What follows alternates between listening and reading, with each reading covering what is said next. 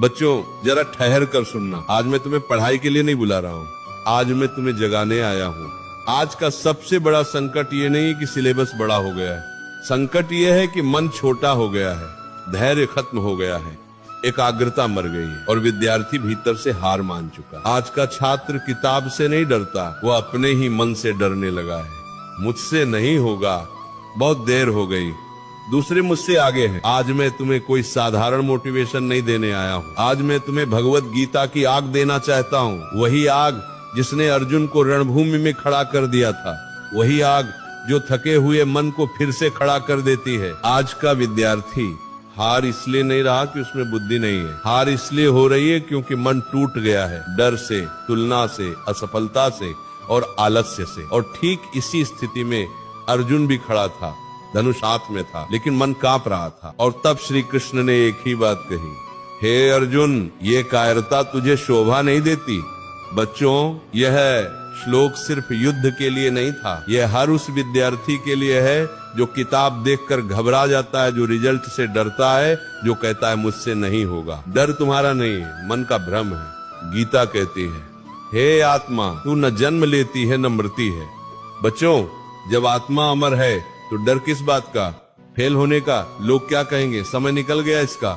आज हर विद्यार्थी डर में जी रहा है, डर रिजल्ट का, डर भविष्य का, डर माता पिता का। लेकिन गीता कहती है डर अज्ञान से पैदा होता है। जब तुम पढ़ते नहीं हो तब डरते हो, और जब डरते हो तब पढ़ नहीं पाते। इस चक्र को तोड़ना है। गीता कहती है डर से भागो मत, डर के सामने खड़े हो जाओ, किताब खोलो, डर अपने आप भाग जाएगा। कर्म करो, फल छोड़ दो। बच्चों, यही वह सूत्र है जिसने लाखों जीवन बदले हैं। तुम्हारा अधिकार केवल कर्म पर है, फल पर नहीं। आज का विद्यार्थी पढ़ते समय भी रिजल्ट सोचता है, इतना पढ़कर भी क्या होगा। यही सोच पढ़ाई को मार देती है। हमारी मानो तो पढ़ाई पूजा है, रिजल्ट प्रसाद है। जो पूजा करते समय प्रसाद की चिंता करता है, उसकी पूजा कभी पूरी नहीं होती। 2026 में ये नियम बना लो, मैं रोज पढ़ूंगा, चाहे मन करे या न करे, फल भगवान पर छोड़ दूंगा। आलस्य महाशत्रु है। गीता कहती है कोई भी व्यक्ति एक क्षण भी बिना कर्म के नहीं रह सकता। बच्चों, आलस्य ये नहीं कहता कि काम मत करो, आलस्य कहता है कल कर लेना, और यही कल जीवन खा जाता है। हमारी मानो तो जो आज टालता है वह कल रोता है। अगर मन नहीं कर रहा तभी पढ़ो, क्योंकि मन को साधने का यही समय है। मन को मित्र बनाओ। गीता स्पष्ट कहती है मनुष्य स्वयं अपना मित्र भी है और शत्रु भी। बच्चों, अगर मन कहे छोड़ दे तो तुमको बैठ पढ़ेंगे। यही साधना है, यही ब्रह्मचर्य है, यही छात्र धर्म है। आज जो मन को वश में कर लेगा वही इतिहास बनाएगा। तुलना छोड़ो, स्वधर्म पकड़ो। अर्जुन को भी डर था, मेरे सामने भीष्म है, द्रोण है। श्री कृष्ण ने कहा स्वधर्मे निधनम श्रेय, अपने मार्ग पर चलना ही श्रेष्ठ है। बच्चों, तुम किसी और की कॉपी नहीं हो, तुम्हारा संघर्ष अलग है, तुम्हारी गति अलग है।